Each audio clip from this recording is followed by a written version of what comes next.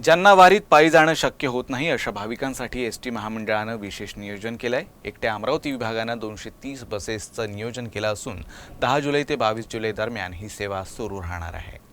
हरिनामाचा गजर करत अवघा महाराष्ट्र भक्तिमय झालाय। आषाढी एकादशीसाठी वारकरी पंढरपूरला रवाना झालेत, तर अनेक नागरिकांना आषाढीच्या निमित्तानं पंढरपूरला जाण्याची इच्छा राहून जाते।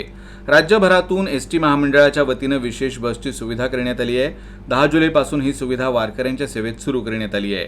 10 जुलै रोजी पहिली बस अमरावतीहून पंढरपूरसाठी रवाना झाली।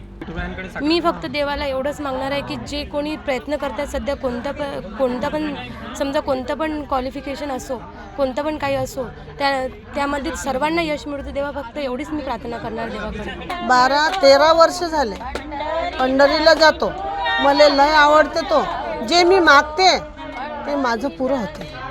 हो, मी माझ्यासाठी नाही मागत, मी जनतेसाठी मागते।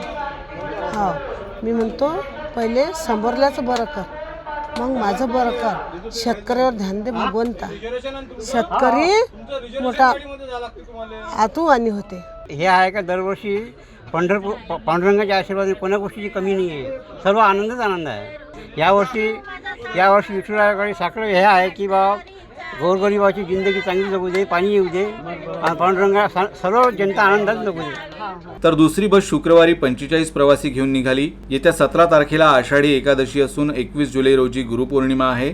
या काळात पंढरपूरकडे असणारी यात्रेकरूंची गर्दी लक्षात घेता तळेगाव आगारानं विभागाकडून 3 जादा बस सेवेचं नियोजन केलं आहे। याचा परिसरातील वारकऱ्यांना चांगला फायदा होतोय।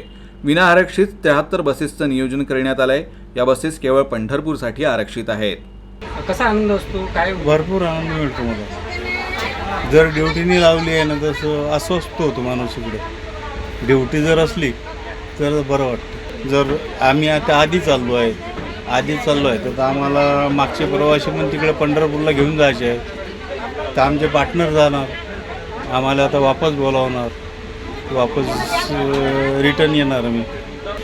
पंढरपूरसाठी जर म्हटलं जवळजवळ 500-550 लोकांसाठी। दैनंदिन गाडी चालवण्याचा आनंद आणि वारकऱ्यांना नाही, दैनंदिन गाडी चालवण्याचा वेगळा आनंद असतो, आणि हे भाविक घेऊन जात असताना यांचा आनंद वेगळा असतो। आनंद गगनात मावेल असं त्यांना विठुरायांचा लय मस्त वाटतं।